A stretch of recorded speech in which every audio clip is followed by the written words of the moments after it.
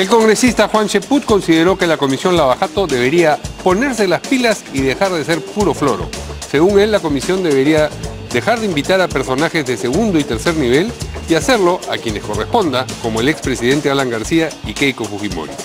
Rosa Bartra, presidenta de ese grupo de trabajo parlamentario, dijo por su parte que García será citado, pero que primero necesitan la mayor cantidad de testimonios relevantes para entrevistarlo. En el caso de la líder de Fuerza Popular, aseveró que no está vinculada a ninguna línea de investigación.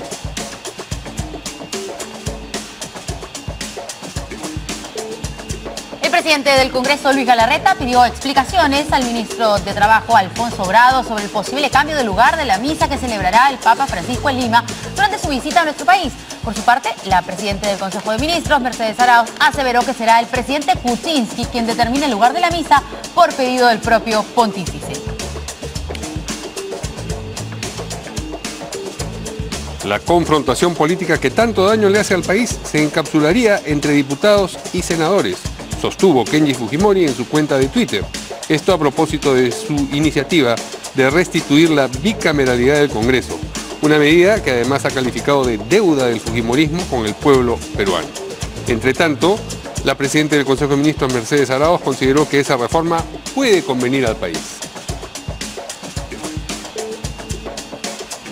El colegiado A de la Sala Penal Nacional declaró improcedente el pedido de los terroristas procesados por el atentado de Tarata para que el proceso en el que están comprendidos quede sin efecto y se anule todo lo actuado hasta el momento.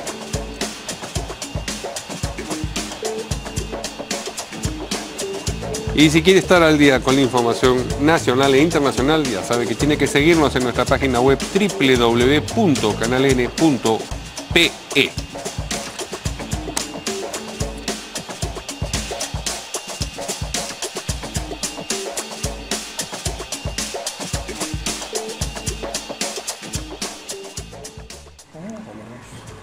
¿Qué tal, amigos? ¿Cómo están? Buenas noches, bienvenidos, como siempre, a En Portada. ¿Cómo estás, Verónica? ¿Qué tal? ¿Cómo estás, Mario? Muy buenas noches. Bueno, vamos a presentar a uno de nuestros dos invitados, un poquito de congestionamiento vehicular aquí en los alrededores del canal. Le damos la bienvenida a Raúl Castro. ¿Qué tal, doctor? ¿Cómo está? Ustedes saben que él fue congresista por el PPC.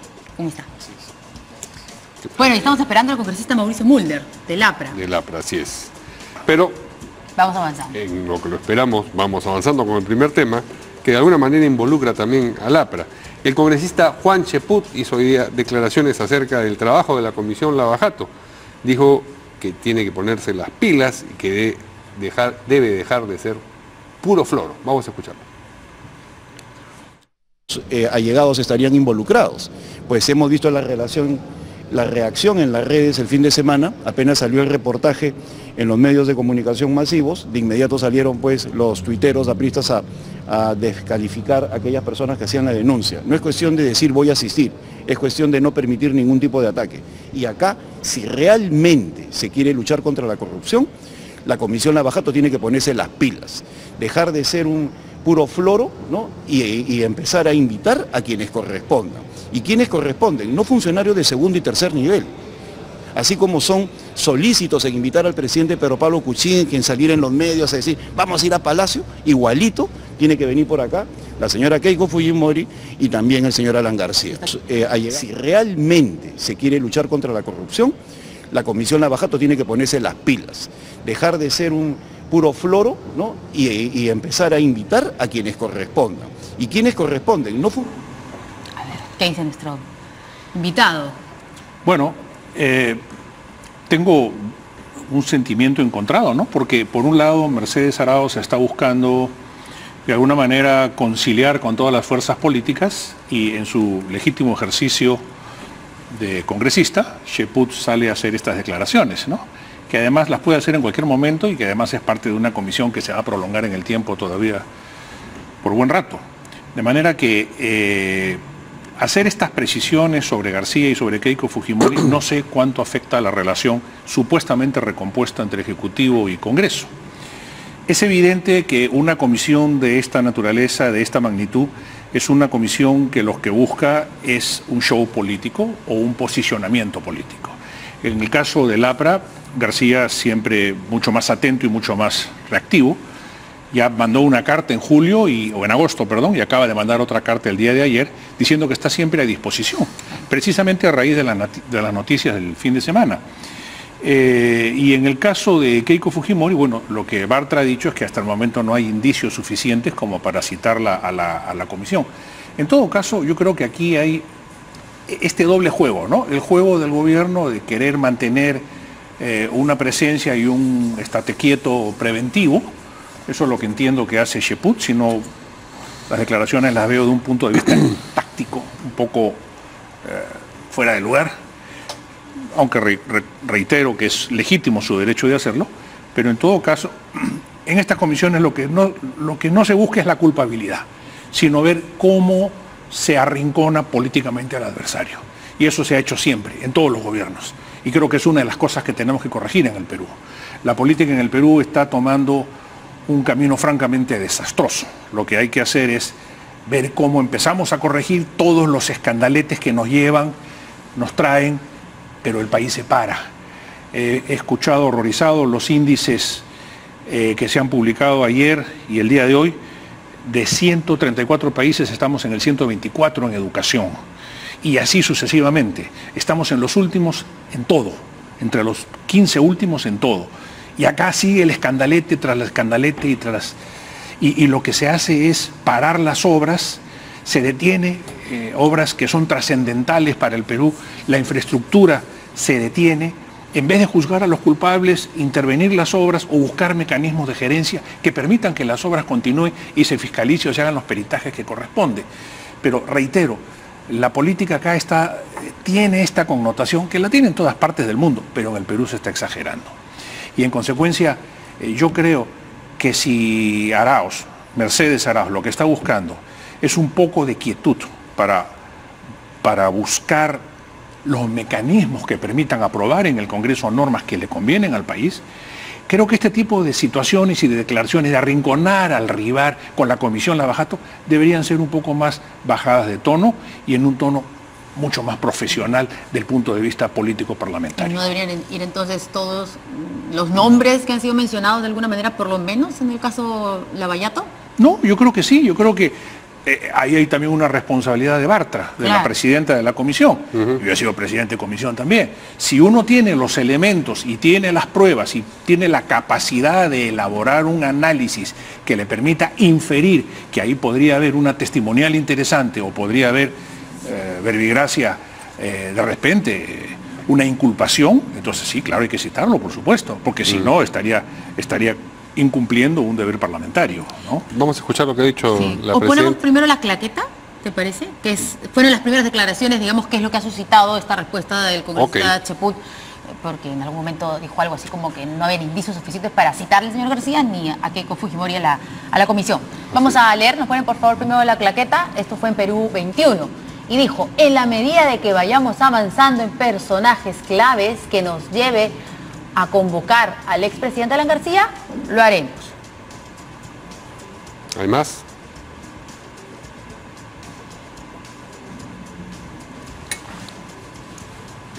Nada más, parece. Vamos a escuchar ahora las declaraciones, aclarando un poco el tema del señor Alan García y también de Keiko Fujimori. Ahora las declaraciones, el bite de la congresista Bartra.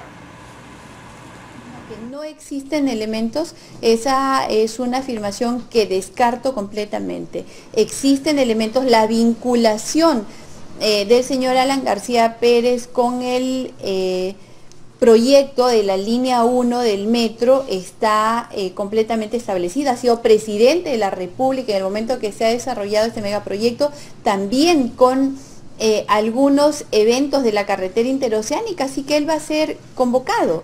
Lo que hemos dicho es que necesitamos tener testimonios y evidencias documentarias antes de que él venga, otros adicionales a los que ya existen. Usted está hablando en el caso de Keiko Fujimori, que es un caso diferente porque ella no está vinculada a ninguna de las líneas de investigación que nosotros estemos investigando en este momento y que estén en curso. Con lo de ella se está construyendo una teoría que nos permita vincular la posibilidad de que las donaciones, si es que acaso hubieran existido, porque es algo que no está aprobado, puedan estar vinculadas como coima adelantada, que es la tesis que nosotros hemos trabajado en el caso de la señora Nadine Heredia, por ejemplo, ¿no? Que lo que ella denominó aportes de campaña estén vinculados como coima adelantada y relacionados con los proyectos tal cual se ha mencionado luego y lo han ratificado personas como Martín Belaún del Ocio y otros que dan fe de esto. Entonces, lo que arguyen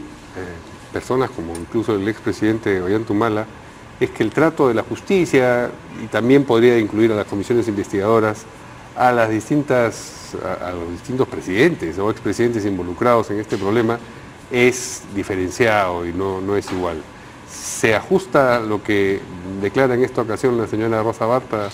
Bueno, es evidente que Rosa se está tomando su tiempo.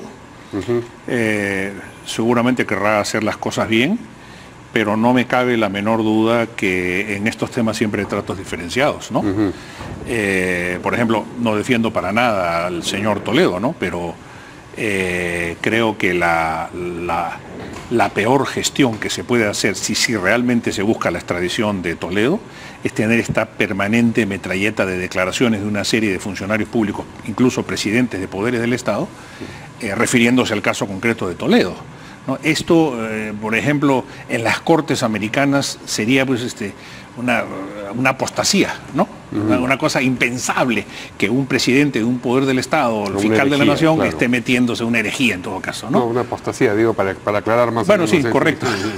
De acuerdo, ¿no? Sí. Bueno, ya está con nosotros Mauricio Mulder. ¿Qué tal, Mauricio? Buenas noches. Estábamos... Dice que Castañeda Luz se ha roto toda la calle de al lado para que no vengan a reclamar cuentas. No sabía yo eso. ¿Por qué sería eso? No sé, por eso no pude llegar a la hora, disculpe. Ese es el rumor. No la ha roto, la ha destruido, que es distinto. Sí. No se desplomó, no se cayó, se desplomó. Sí. Bueno, estamos justo hablando de... hemos pasado las declaraciones de la congresista Rosa Bartra, la presidenta de la Comisión Lavallato, y estaba yo buscando en internet las declaraciones de ella, y efectivamente tenemos el titular de la República que dice: Rosa Bartra, 2 puntos, del 26 de septiembre. Todavía no hay elementos para citar a Alan García y Keiko Fujimori. Y lo mismo decía Perú 21 en su titular: aún no hay elementos para citar a Alan García y Fujimori. Pero luego, cuando estoy tratando de ver textualmente las declaraciones, lo que dice es lo que hemos puesto en la claqueta: en la medida que vayamos avanzando en personajes claves que nos lleve a convocar al expresidente, lo haremos, afirmó. Eso es el Perú 21, y en el diario La República dijo que se está recopilando información necesaria para citar al expresidente y a la lideresa del fujimorismo por sus vínculos con Odebrecht. Y repite, digamos, reitera la declaración donde dice que en la medida que vayan avanzando van a ir citándolos. O sea, que lo que ella ha dicho... Claro, es la misma declaración levantada de distintas maneras, sí. Exactamente. Pero finalmente irán, si es que van avanzando con las investigaciones, es lo que dijo. Porque aquí en el programa ya varias veces se lo he preguntado. Cuando estábamos en el otro estudio más chiquito, lo recuerdo claramente. A ver, congresista Mulder.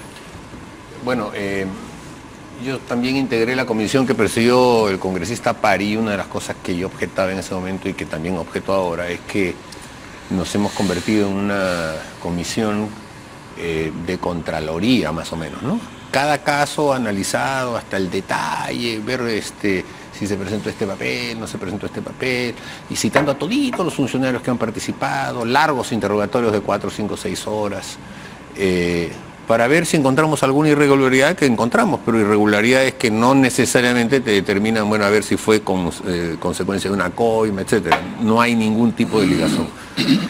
Y entonces, el objetivo que yo planteé en alguna oportunidad es que vayamos directamente a lo que está declarando el señor Odebrecht, que no poseemos, sino que es información pública, y a las personas que se mencionan ahí, citarlas. Y concretamente pedí que se citara a Alan García, para que se le preguntase alrededor de las siglas AG que aparecen allí, que tiene que ver el tema de Olmos, que se pone al lado de su nombre, cosas como esa. Bueno, hubo una negativa, basada en el criterio de que al presidente o a la señora Keiko, que postuló a la presidencia, hay que invitarlos al final.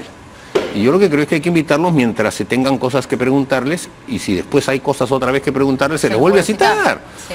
Pero no se está haciendo así. Y siento que pasa eso, que hay demasiadas invitaciones para el mismo tema. Creo que, por ejemplo, con el tema de IRSA Sur, Interoceánica, hemos barrido con todo Proinversión, con todos los que integraron los comités de selección, y nos dicen nos han relatado, pero de mil maneras, la famosa sesión del 4 de agosto del año 2005. Y ya la conocemos, ya sabemos que el señor Toledo hizo todo un esquema de armar ese criterio para después obtener una coima. El paquete está completo, ya para qué seguir, hay que ir hacia otros temas. Y me temo que lo que vamos a tener que hacer es buscar otra vez plazos ampliatorios para seguir investigando, porque a la larga todo esto se va a saber desde Brasil y no de lo que nosotros lo vemos acá. Acá ninguna empresa peruana se ha acogido, ni existe propuesta para que se acoja una colaboración eficaz. Los titulares de las empresas peruanas que fueron socias, sustantivamente Graña y Montero, JJ Camet y GGS Ingenieros, que son las más grandes y las que más han participado con Odebrecht y OAS, ninguno se acoge a nada, ninguno reconoce nada, ninguno sabía nada. Y entonces, a nivel del Ministerio Público, nada. Y tampoco los hemos citado en la comisión, solamente han ido los de Graña y Montero, que por supuesto negaron todo. Entonces vamos a tener que estar esperando sentados a que venga del Brasil la información a cuentagotas. Pues no está pasando eso, ¿no? Hasta ahora no ha pasado más que eso. Diciembre del año pasado. Y en la Comisión Pari fue exactamente lo mismo. Todo lo que se determinó en la Comisión Pari fue totalmente circunstancial. Claro que en la obra de Olmos la Bocatoma no tenía tanto de dimensión, sino que tenía menos, y entonces la Contraloría lo detectó. Ya pues, pero las imputaciones no había. Y ahora va a pasar un poco lo mismo, porque desafortunadamente pues son delitos de cuello blanco, esconden todo, enredan todo, las comisiones investigadoras no tienen acceso a ninguna fuente que no sea la propia, el Ministerio Público no da nada, el Poder Judicial tampoco quiere colaborar en nada, no tenemos cooperación internacional, entonces es bastante complicado, ¿no? Toda esta conversación surgía a partir de unas declaraciones de Juan Cheput, que dijo sobre la Comisión Lavajato que tiene que ponerse las pilas y dejar de ser puro floro e invitar a personajes de segundo y tercer orden, y tiene que invitar a los que corresponden. ¿Eso te parece? Algo de razón tiene, algo de razón tiene, porque sin duda uno no quiere dejar cabos sueltos. Yo, la lógica con la que trabaja Rosa María Bertrand me parece en ese sentido pertinente, y ella quiere que todas las personas mencionadas sean citadas para no dejar cabos sueltos, pero quizá estemos yendo demasiado en el mismo árbol y en la misma rama y hasta la última hojita, cuando atrás hay todo un bosque y no tenemos cómo llegar al resto de la investigación todavía. Entonces vamos a tener seguramente que pedir plazo ampliatorio de nuevo si queremos culminar con algo más efectivo, ¿no? Yo quería recordar que justo hoy han salido declaraciones del señor Gustavo Salazar, que fuera presidente del Club Regatas, que se fugó del país cuando salió todo el escándalo, ¿no es cierto?, del gobernador regional del Cusco. Ayer sabíamos que él tenía una cuenta en el BIF de $1 millón y pico a través de un colaborador eficaz. Hoy él ha salido a decir: voy a entregar toda la documentación. Claro, después de varias semanas ya de haberse empapado sus abogados del caso, ¿no es cierto? Y no tengo ninguna cuenta en ese banco. Pronto voy a responder todo lo que ha dicho el señor Zaragoza, que era su íntimo amigo, no es cierto, y lo voy a probar. Entonces ya uno no entiende nada. O sea, con esto, ¿qué pasa? Se va a retrasar más todo, ¿no es cierto? Porque y el caso del Cusco, que es en donde está el implicado, no lo hemos investigado todavía. Ni siquiera. El de la circunvalación del Cusco, sí, más el hospital Lorena, no lo hemos investigado todavía. O sea que nos falta bastante. Es que se nos escapa de las manos, creo, a todos, ¿no? Yo creo que hasta los periodistas mismos, porque es un tema tan enredado. Tan vasto y enredado. Ellos, las dos cosas. Y además tanto. Es una dependencia total de lo que hay en Brasil. Todos son brasileños, la mayoría de los jueces y fiscales tienen posiciones también allá en Brasil que han sido cuestionadas. La corrupción es enorme, todos los políticos han estado implicados, también varios jueces y fiscales. Entonces, allá también están tapando las cosas como pueden, y es bien complicado. Eso es un tema bastante grande. Bien, vamos a una... O más grande del mundo, como dicen. Algo sobre lo único que quiero decir es que esto nos lleva un poco a la casi ya ecuménica incapacidad de las comisiones investigadoras en el Perú, ¿no? Por las razones que ha señalado Mauricio y por otras más, además, ¿no? Porque se les bloquea, etcétera. Pero en todo caso, quiero decir, también hay muchas cosas que corresponden al Ministerio Público y al Poder Judicial, ¿no? O a la Contraloría General de la República. O sea, no es el Congreso el que tiene que estar expurgando cuentas y cosas así. El Congreso tiene que determinar la responsabilidad política y los indicios de que se haya cometido delito o no. Por ejemplo, hay que hacer unas cuantas pericias, ¿no?, para ver exactamente cuánto ha costado y cuánto han pagado y sobre eso pues establecer, por ejemplo, si la refinería de Talara vale pues 5.400 millones o vale 750 como se dijo al inicio. La diferencia son pues 4.500 millones de dólares. Entonces, ¿quién nos puede decir exactamente cuánto vale una refinería como la de Talara? Se estima que en el mercado mundial están en 1.000 millones de dólares. Entonces, ¿por qué cuesta 5.400? O sea, cosas grandes, cosas que no tenga el congresista que convertirse en un experto en petróleo, en minería o en gasoducto o en lo que fuere, sino redondear las cosas grandes para que ya después la justicia ordinaria investigue, ¿no? O la Contraloría General de la República. Bien, vamos a una pausa y regresamos con las explicaciones que le ha pedido Luis Galarreta al ministro de Trabajo sobre el posible cambio de lugar donde tendrá que oficiar la misa que celebrará una vez que esté en Lima el Papa Francisco. Con eso regresamos.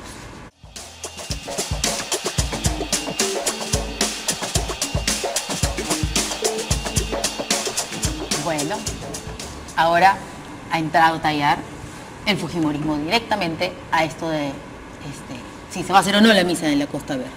El presidente del Congreso, el señor Luis Galarreta, claro, habla como con presidente del Congreso, supongo, pero claramente fujimorista. Y había un documento pidiéndole explicaciones al ministro de Trabajo, Alfonso Grados, que resulta que ahora sí existe la posibilidad de cambio. Yo no he escuchado al señor Grados, solamente he escuchado a la señora Arauz, pero lo cierto es que el presidente del Congreso está pidiendo las explicaciones para saber por qué es que no se va a realizar en la Costa Verde. Ciertamente sí, como vamos a ver más adelante en esta misma noticia, Mercedes Arauz ha dicho que va a ser el presidente Kuczynski el que decida dónde va a tener lugar la misa. Eso quiere decir que todavía no está definido. Porque es que se suponía que era esa es la palabra clave, suponía. En este país todo suponía que el presidente había recibido ese encargo y que él designó al ministro de Trabajo, el señor Grados, no ayer, no antes de ayer, no antes de irse al Vaticano, sino hace varios meses atrás. Pero claro, llama la atención además qué tiene que ver el Congreso con esto, porque el Congreso tiene que pedirle explicaciones al ministro, porque todos quieren salir en la foto, es más o menos Vamos a escuchar para no seguir hablando sin base material, lo que ha dicho el presidente del Congreso. Tengo aquí también un oficio que he enviado el día de ayer al ministro de Trabajo, señor Alfonso Grados Carraro, ministro de Trabajo y Promoción del Empleo, habiéndose difundido información sobre un supuesto cambio de sede en la realización de la misa de clausura de la visita del Papa Francisco por voceros no autorizados. Le solicito, de conformidad con el artículo 96 de la Constitución Política del Perú, los artículos 22, inciso B, 69 y 87 del Reglamento del Congreso de la República, un informe detallado sobre los argumentos técnicos y los estudios que sustentarían el posible cambio de sede ya anunciada en conferencia de prensa por los obispos y aprobada por el Vaticano. Ahora, me preocupa y quiero seguir en la búsqueda del diálogo. Este debe ser un motivo para que los peruanos estemos dialogando y no enfrentándonos, que el gobierno, en lugar de estar preparado para la presentación del gabinete el 12 de septiembre, que viene la presidenta del Consejo de Ministros, a quien la llamaré después de esta reunión, están más preocupados.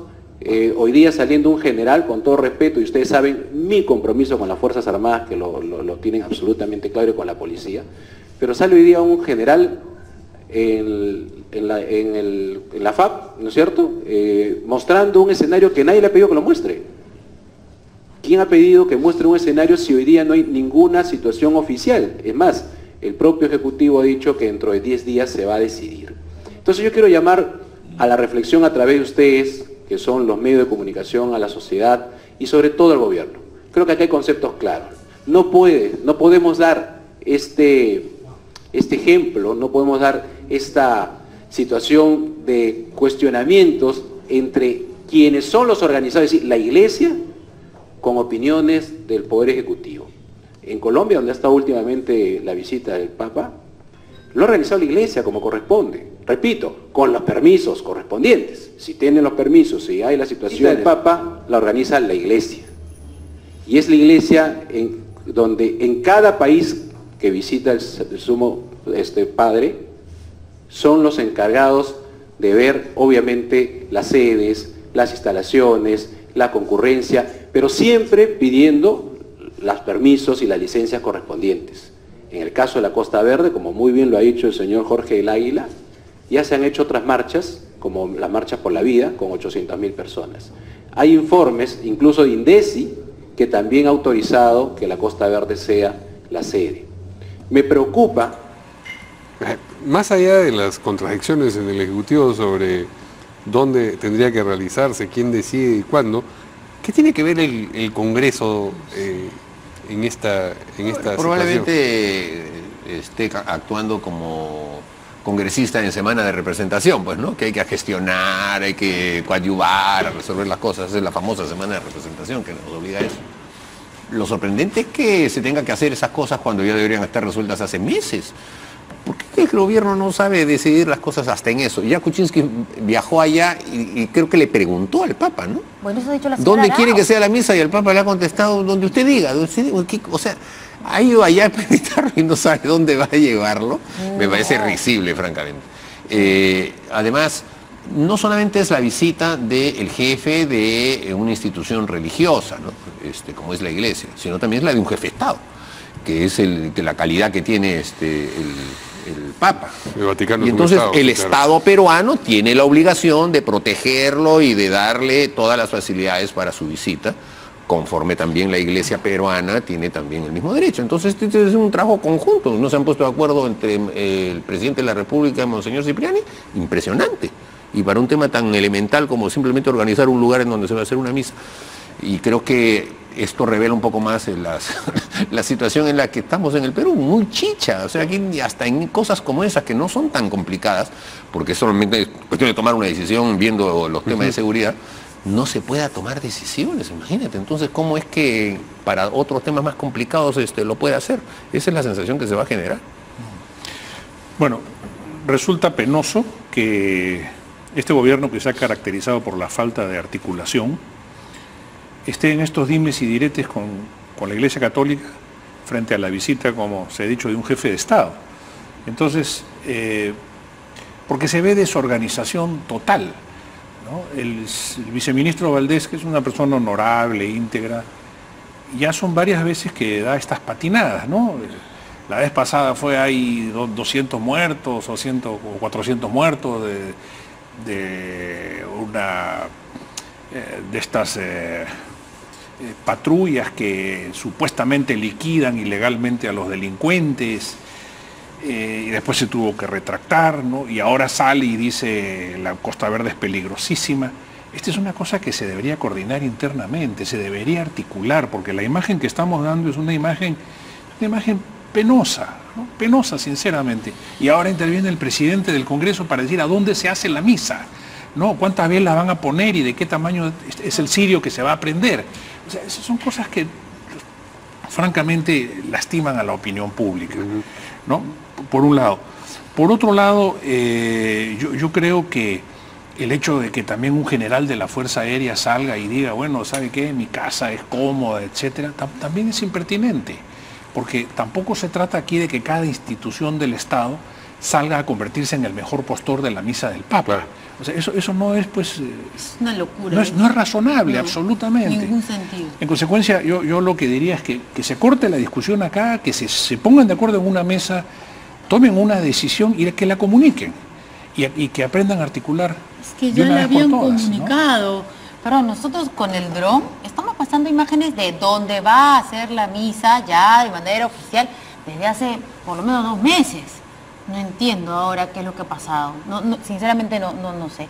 Y lo peor es que ya está empezando a tener una especie de componente político, ¿no? Pero ya completamente. Contra el fujimorismo, los evangélicos. Claro. ¿Qué pasó? Entre fujimoristas y antifujimoristas. En este país no se puede debatir ningún tema. Sí, está claro, todo se polariza. Porque todo tiene que ver con estos dos grupos de extremo. Todo en este país. Además, esto no debería ser materia de debate, es una decisión hacia el Ejecutivo, que es a quien le corresponde. corresponde. Todo es tema de Pero debate. debate el Ejecutivo con el Ejecutivo también. pues, Exactamente. ministro con viceministro. Exactamente.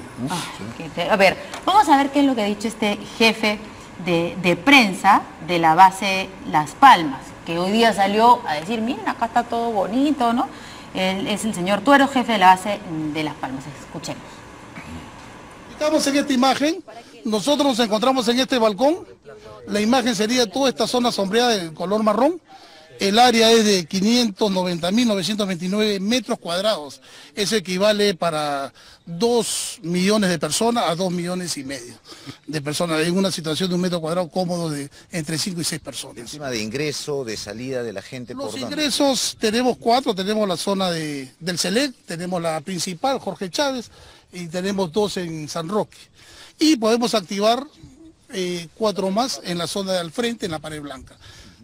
Ahora, No entiendo. O Sí, sea, ¿quién ha parece autorizado a fake. este señor? El mejor postor parece efectivamente. El mejor No, postor, yo también Cada quiero, uno pues, está- sí, que pues, venga Canal N, pues. exactamente. Sí, claro. ¿Por qué? ¿Por qué va a ir a la base naval? ¿Por qué va a ir a la Costa Verde? ¿Ancón? No, pues que venga Canal N. claro. Acá va a poder salir además a través del cable. Hay que reconstruir la pista Conectamos nomás, sí. lo hacemos al toque, pues, con el Papa, ¿no es cierto? Y además tenemos conexión con América Televisión a nivel nacional.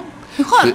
Cuidado que ahora a lo mejor pueden estar recomendándole al Papa, oye, en Perú no se ponen de acuerdo, ¿por qué no lo suspendes el viaje? No vaya a ser que sea un Uy, tema de ahí seguridad, sí, que no sí. sé, pero puede pasar, o sea, con ese desorden. O sea, esto es una vuelta al cuarto mundo de parte del Papa que vive en el Vaticano, que es el latinoamericano, y se va a ver que en este país latinoamericano ni siquiera se ponen de acuerdo dónde va a ser una misa. Es para no venir, pues, o sea, francamente qué chistoso, ¿no? Es triste, Triste. triste más que Y es chistoso, Vidaurre ¿no? contra Vidaurre, ¿no? Es Es no el sé Estado qué- contra el Estado, porque No, aquí... pero, o sea, este señor de la base de Las Palmas no habla solo. O sea, no accede a una entrevista porque yo lo llamo por teléfono y él no puede hablar porque yo le pido una entrevista. Tiene que pedir permiso a sus superiores. Sí, claro, Ni siquiera su superior inmediato y es inmediato al otro y al otro. Ahora, Entonces, respecto de lo que Ya, acá... el está ministro de montando esto? Defensa tiene que haber tenido conocimiento de eso Pero y hay obviamente que tener hasta la su- iniciativa. la además, iniciativa porque de para hacer- autorizar, se autoriza algo que ya se ha planteado como iniciativa, ¿no es Claro. cierto? Bueno, Entonces, ¿de dónde ha surgido la iniciativa? El alcalde Francis Allison explicó que hace 4 meses, cuando se decidió sobre el lugar, se presentó 2 alternativas. El Ejecutivo, con el señor Grados, encargado por el presidente, planteó la base de Las Palmas y la Costa Verde. Y ahí los de Seguridad del Vaticano, me imagino que tendría que haber estado gente del Ministerio del Interior. Es que estaban con la depende, psicosis del dijeron, terremoto, pues entonces Sí. decían, no, si es Ahora. en la Costa Verde se viene a todo abajo, hay que buscar otro sitio. Hoy, porque el ministro de Defensa dijo en Cuarto Poder, cuando estaba hablando sobre cómo van a poner los sensores, la información que él había obtenido en México, en ese contexto es que le preguntan. Y él dice, no, ahí está complicado. Claro, como ha visto lo de México, ahora ya no sabe. De verdad que es un enredo esto. Pero así lo dio a conocer el padre Gaspar, el representante del cardenal, de que ya el tema estaba decidido y que efectivamente iba a ser en la Costa Verde. Pero aparentemente la cosa se ha regresado, se ha rebobinado y estamos a foja cero nuevamente. Esto que ha dicho ¿no? la señora Arauz, ella fue al Vaticano, yo no recuerdo. No, ¿no es cierto? No, ella estaba acá en las reuniones. Mientras el presidente estaba de viaje, ¿no es Bueno, pero cierto? el presidente le No. puede haber dicho eso de ahí, ¿no? Me parece que fue cuando fue elegido Pedro Pablo Kuczynski. A ver, ella ha dicho que habló que el presidente, que el Papa le encargó al presidente de la República que él decida dónde. Se supone que ya se había decidido hace 4 meses. Obviamente tiene que ser en coordinación. No es que yo decido, tú decides. Pero Además no va a ser el Papa el que decide, ¿no? Él está viniendo de un país extranjero, debe dejar a que los Viene- países... viene como invitado, donde va a estar obviamente. el ¿Qué va a que decir el decida. Papa? Sí. ¿Cómo va a decir? Yo quiero que sea en San Borja, no va a decir. Como si hubiese estado estudiando eso antes de emitir la opinión. bueno, a ver, vamos con otras declaraciones. A ver, vamos a poner al señor Chaput como para ponerle más ingredientes a este sancochado. Cuando uno hace una misa en un lugar como la Costa Verde, no basta con persinarse, no bastan con los milagros. Yo digo simplemente lo siguiente, imaginen ustedes 2 millones de personas y que hay un pequeño temblor y se deslicen unas cuantas piedras por los acantilados. ¿Qué va a pasar? ¿Se va a invocar a Dios Todopoderoso para que pare el temblor? La función del riesgo, y hablo como ingeniero, consiste en prevenir. Y para prevenir solamente basta con que exista la probabilidad de que haya un desastre. Pasaría si hay un temblor y hay una gran siniestralidad. ¿Qué dirían los medios de comunicación? qué irresponsabilidad del gobierno que a pesar de todas las advertencias hizo la misa en la Costa Verde. Es ridículo que digan cómo se hacen misas en Río de Janeiro, cómo se hacen grandes festivales. Bueno, en Río de Janeiro no hay acantilados. En Río de Janeiro hay gran cantidad de vías de escape. Y en Río de Janeiro, y la ciudad de Río de Janeiro no se encuentra sobre el cinturón de fuego del Pacífico, ¿no? Entonces, acá la decisión del gobierno es la más responsable y prevención es lo que rige cuando hay riesgo. Cuando hay riesgo, simplemente uno toma las medidas para evitar de que ocurra una desgracia. No espera que estas ocurran. Me parece muy bien si esa es la decisión del gobierno. Es ridículo. Bueno, 1 millón o 2 millones de personas, si hay un terremoto o un temblor fuerte, estén donde estén, va a haber pánico, evidentemente. No necesariamente solo en la Costa Verde. Si estoy en la Costa Verde me asusto. Si estoy en el hipódromo o en Las Palmas, no me asusto. Son los riesgos de la naturaleza, son cosas imprevisibles. Pero Cheput parece ya saber que el gobierno ha tomado una decisión, ¿no? Entonces yo respaldo la decisión del gobierno, ¿cuál? Entonces aquí ni él creo que sabe que nadie ha tomado ninguna decisión, porque en este país nadie toma decisiones, por lo menos el presidente no las toma. Y entonces estamos discutiendo una cosa que debe ser absolutamente trivial, resuelta hace meses, y es increíble que tengamos que perder el tiempo en discutir eso, ¿no? Bien, vamos a una pausa y regresamos con lo que ha colocado Kenji Fujimori otra vez a propósito de su iniciativa de restituir a la bicameralidad en el país. Esto en su cuenta de Twitter. Con eso regresamos.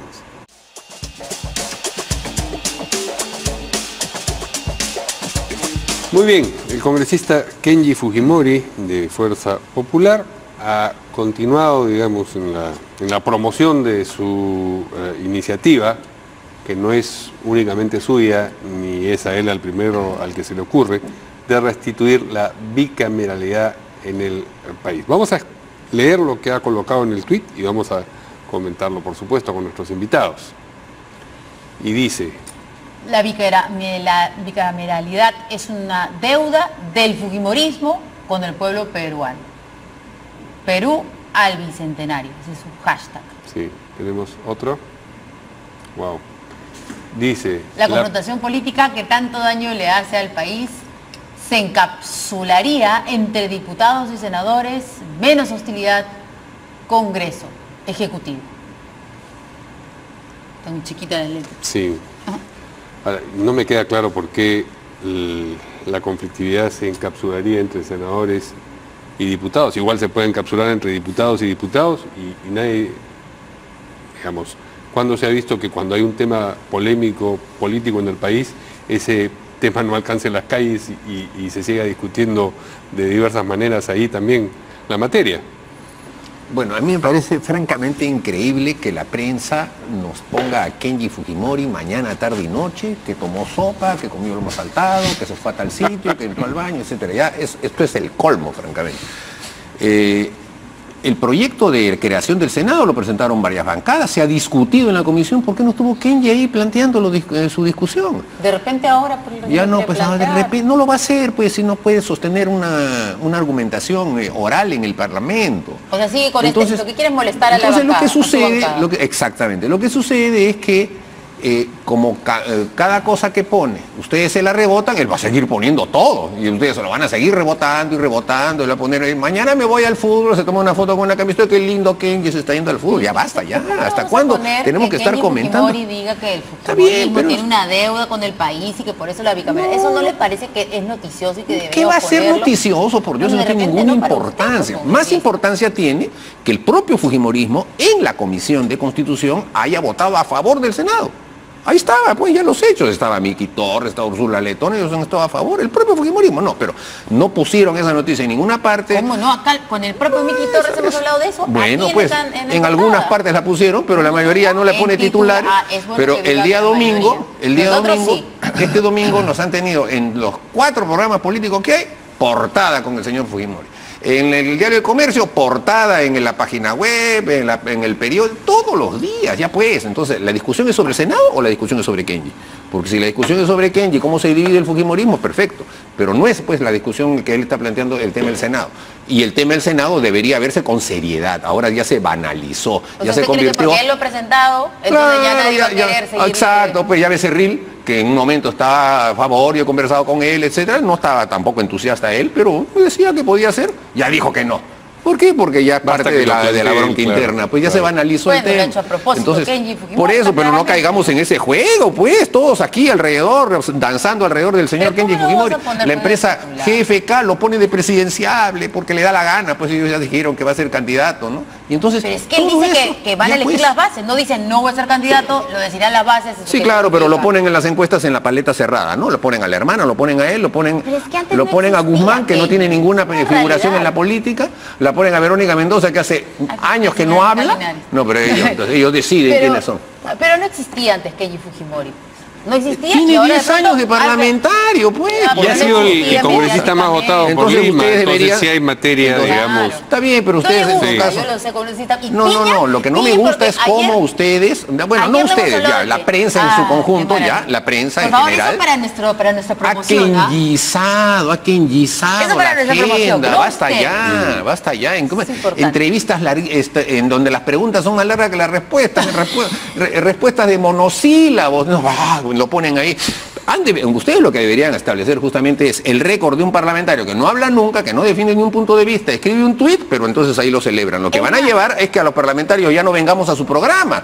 Mira, Verónica, más fácil es para mí, en lugar de comerme el tránsito que me he comido ahora para llegar acá, me quedo en mi casa, pongo un tuit y ustedes me ponen mi tuit al aire y yo feliz, pues que hablen de mí, ¿no? A veces le han puesto cuando usted quiere cuando estoy acá me lo ponen. Cuando de repente es aludido y usted responde. Mejor sería, pues entonces, no le gusta Kenji Fujimori.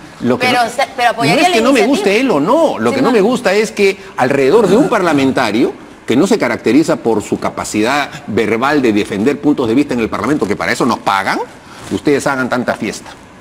¿Qué dijo esto? ¿Qué dijo el otro? Que no, a cada rato. Y no es la primera vez que lo digo, Verónica, no, que siempre lo digo acá. Es verdad. No es que se le hace fiesta, sino que como plantea un problema dentro de la bancada mayoritaria y la bancada mayoritaria a su vez le plantea un problema al Ejecutivo, es una línea que se sigue para ver cuáles son los problemas que se pueden derivar de eso. Estamos meses en ese mismo plan, ya sabemos, ya. En la bancada del APRA también hay esas diferencias, a ver, aliméntenlas también, pues, o sea, empiecen a darle uno y al otro. Después dice que somos antiapristas. ¿Para qué vamos a alimentar las discrepancias? Bueno, pero el tema de la eventual restitución de la bicameralidad es importante.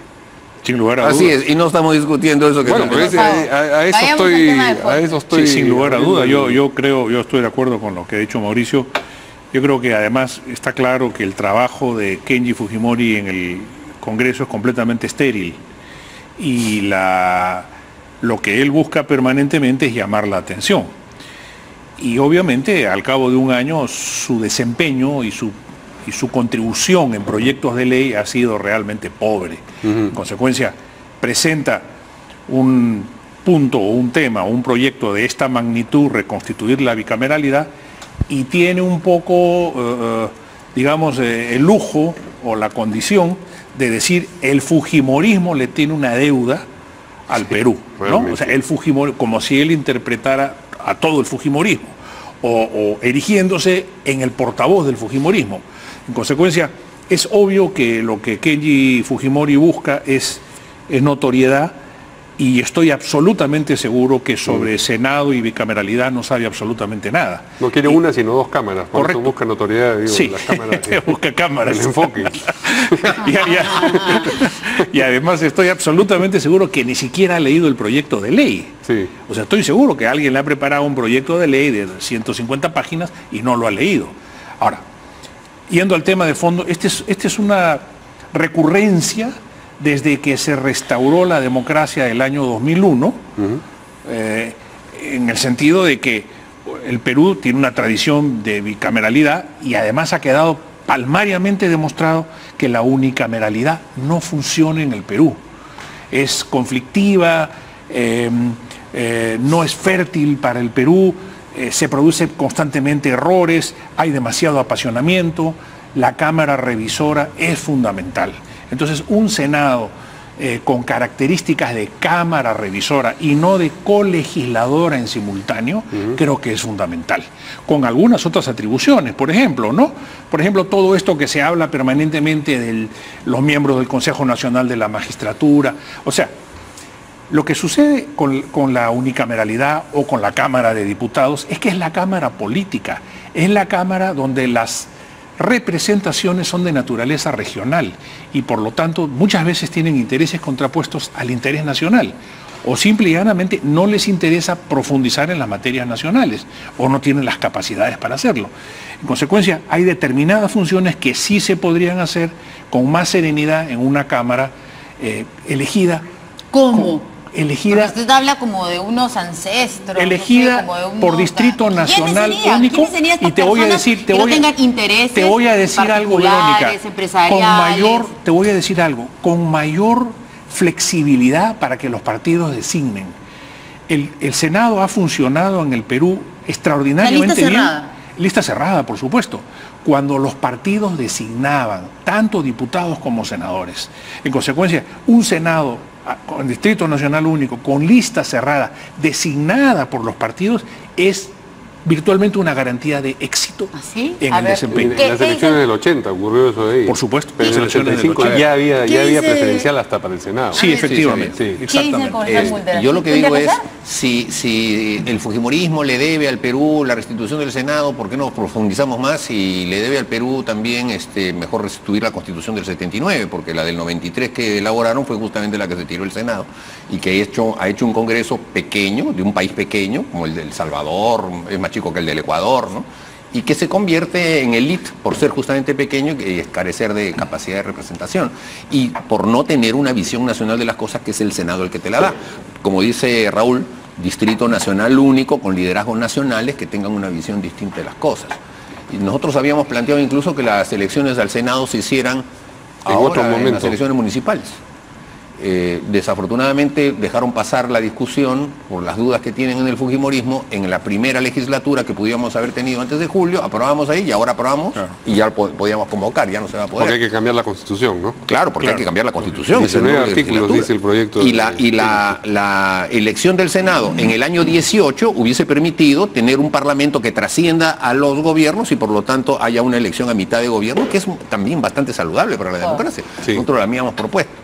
Al paso que va esto, yo ya no le pongo demasiado optimismo, porque justamente ya se contaminó del debate interno del fujimorismo. Espero que haya cabeza fría, que se den cuenta que sí es necesario establecer un Senado. Ahora, el número va a ser otra discusión, claro, porque le tienen miedo a la campaña que va a haber, en el sentido de que se van a crear más otorongos y más, etcétera, etcétera. Eso se va a hacer. Pero evidentemente tiene que haber una respuesta. No hay país en América Latina, salvo los pequeños, tipo Ecuador, El Salvador, que no sea bicameral. Y la bicameralidad le dará, sin duda alguna, un mejor contenido cualitativo a las leyes que el Congreso apruebe. Y permitirá que la capacidad de investigación que hace la Cámara de Diputados esté mucho más focalizada. ¿Y ustedes creen que la única tampoco es una panacea exigencia diferenciada para postular a uno u otra Cámara sería la edad? No. No. Antes había la edad, sí, claro, 25 para 36 para la Cámara de Diputados y 35 como 35, presidente de la República, sí, para el Senado. No necesariamente, yo pienso que lo que debe haber es, primero, Distrito Nacional Único, y segundo, debe haber, como dice Raúl también, una representación de liderazgos propuestos por los partidos políticos, distintos a los liderazgos emergentes, que son los que por lo general van en la Cámara de Diputados, ¿no? Ojalá se pueda lograr una estructura como esa. 30 senadores me parecería un cenáculo demasiado cerrado, no sería representativo, porque el Perú pues tiene 30 millones de habitantes, entonces no es así, 30 senadores ya sería pues demasiado cerrado. Se discutirá, ojalá se pueda obtener algo, pero yo creo que con esa también deberían entonces aparejarse algunas otras reformas del Estado que deben llevar a que el Congreso en su conjunto pueda funcionar con respecto al Tribunal Constitucional, con respecto al Poder Ejecutivo, con respecto a todos los demás poderes, con quienes no hay ningún tipo de coordinación ni concatenación. Ese es el gran problema del Estado peruano. Con el Poder Judicial, el Ministerio Público, no hay nada. Con el Tribunal Constitucional no hay nada. Con el Poder Ejecutivo, bronca, permanentemente. Entonces, no hay un Estado que se maneje de una manera unitaria, ni un jefe de Estado que solamente es jefe del Consejo de Ministros. Debería haber una digamos, estructura mayor de coordinación entre todos los poderes del Estado. Y no es que se trate, Verónica, de que hay pontífices, digamos, en los partidos, ¿no? No, pero pues. pero escúchame lo que voy a decir, que es sumamente importante y que la población tiene que saber, porque la gran trampa de la reforma electoral que quieren hacer es solamente quitarle más oxígeno a los partidos políticos.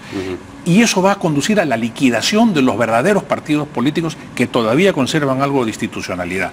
Pero lo que te voy a decir es lo siguiente: en los partidos hay gente valiosísima que nunca ganaría una elección con voto preferencial. Jamás. Porque no son mercachifles de la política o porque no tienen simpatía natural, pero que son personas sumamente responsables y que permanentemente están dando sus opiniones en las comisiones nacionales de política, etcétera. En consecuencia... ¿Y las elegirían en los partidos? Las elegirían, de todas maneras, elegirían los partidos en lista cerrada. Por eso es que digo que la exageración de la ley de partidos políticos que no tiene en cuenta la vida institucional, la propuesta partidaria, que en la política debe primar algo que también se está discutiendo en el tema magisterial, la meritocracia. Claro, también debe existir en la política, no solamente el tema electoral. Claro. Hay una trayectoria que dentro de los partidos debe servir también de aliciente para que los liderazgos... El asunto es quién decide los méritos, eso es lo que está en discusión. Bueno, los estatutos del partido lo pueden decidir y puede haber un tercero que lo... Y seguimos con el tema. ¿Está bien? Volvemos en un instante.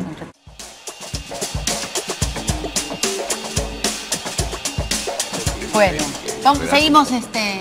seguimos con el tema. Entonces, pero es un tema pendiente, efectivamente, desde el 2000, ¿no es cierto? Que está ahí en el Congreso, pero claro, dicen no, que los partidos políticos, pero son sus representantes en el Parlamento los que no quieren esto, porque si no yo hubiera salido. Con esto ya se empantanó, no hemos tenido mayoría. Cuando nosotros casi lo sacamos, tuvimos una división interna propiciada por el congresista Carrasco Tábara, que se puso en una actitud de, digamos, ultrista, y todo el nacionalismo nos bloqueó la reforma constitucional.